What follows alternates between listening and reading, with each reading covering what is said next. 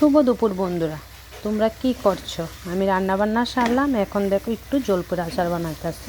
কয়েকটা পাকা জলপাই আসছিল, এগুলো নষ্ট না করে একটু আচার বানিয়ে নিতেছি।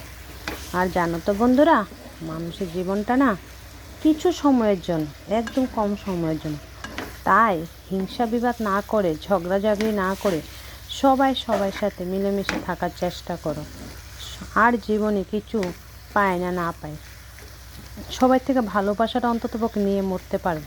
কারণ মানুষের জীবনে আয়ুটা একদম কম। মানুষের এখন কার শরীরে কখন রোগের বাসা বাঁধে, এই রোগ যে কোথায় নিয়ে দাঁড় করায় মানুষকে কেউ বলতে পারে না, ভগবান ছাড়া।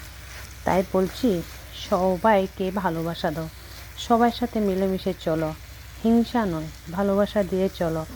জীবনটার যা কয়টা জীবন আমরা বাঁচি, যে কয়েকটা দিন, তা আনন্দ উপভোগ করো।